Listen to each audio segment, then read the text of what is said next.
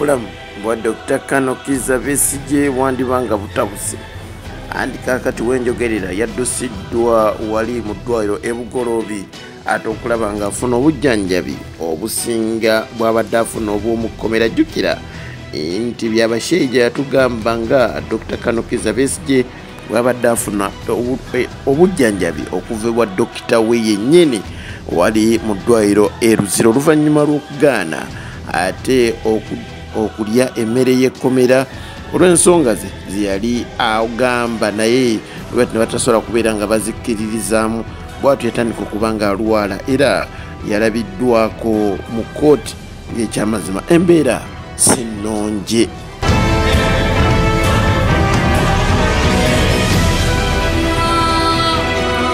Ono yasobodde okubeera nga adduusibwa olunaku olw'ejjo akawungeezi wali mu ddwaliro e Bugoloobi bw'atyo ng'ekyamazima taasulewo taasibewo yali komemwa okusinziira ku Simon Kaggwa Njala agamba nti dokita olunaku olwasooka yasobola okubeera nga bw'atyo azirikamu bw'atyo olw'embeera wamu n'obutalya mmere bw'atyo n'asobola okuba nga ate embeera bwe yatabuse n'addusibwa wali mu ddwaliro e Bugoloobi afune obujjanjabi obusingawo.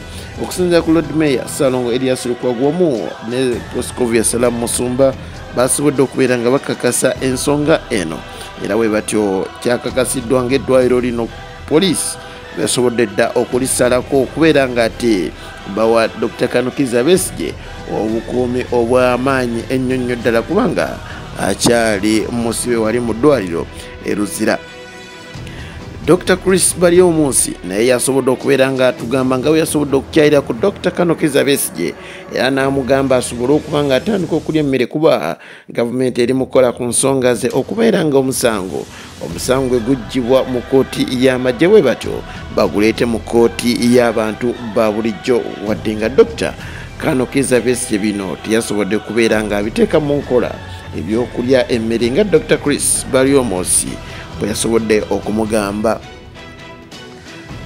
Naye wadde bino byonna bigenda mu maaso twasobodde okuba nga tulaba Robert Kyagulanyi Ssentamu pulezidenti w'ekibiina ki National Unity Platform nga bw'atyavaayo n'okuba nga ate ayisaawo eddoboozi eri ensi yonna okuba nga bakiraba nti Dr. Kano Kizza Besigye ali mu mbeera nzibu nnyo ddala era akyali mu lumeere e Luzira bw'atyo n'asaba buli muntu asobola okubeera ng'akola ekisoboka okulaba nga Dr. Kano Kizza Besigye ava mu kkomera.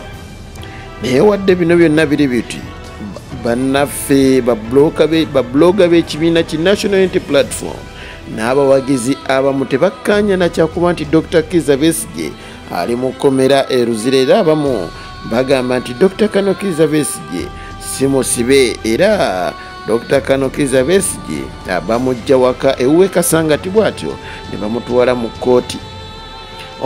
Ali e South Africa yavuddeyo nga naye blogger wa National Unity Platform n'agamba nti Dr. Kizza Besigye ekiyatulaze nti ng'ali mu kkooti ng'emimwa gikaze wamu n'entunula ye eyo y'entunula ye eya bulijjo ekyo si mulwadde wabula y'oyo Besigye yennyini ewa bulijjo wabula bali mu kuzannya katemba ne gavumenti okulaba nga bakomyawo Dr. Kizza Besigye mu kibalo kino. Abamu nga abalumirwa Dr. Kano Kizza Besigye bavuddeyo ne batabukira abantu bano nga bagamba nti bwe butyo ne ku Ssegirinya bwe mwagamba nga mulaba amatama gagezze nga mulowooza abadde alya nkoko kumbe obulamu bugenda bwe batyo. Ssegirinya bwe yafa buli omu yasirika tewali yanyiga kigambo n'ekimu naye nga bwe yali omulwadde baayogera bingi nga bwe yali yeerwaza obwerwaza ne ku Dr. Kano Kizza Besigye ebigambo bino bisobodde okubeera nga bikomawo era nga bidda ku ye nga bamwogerera wadde ng'ekyamazima omusajja bw'oba omutunuulidde mulwadde muyi. Omukama akonkomere. Nze Shafik Lwanga. Anything Media.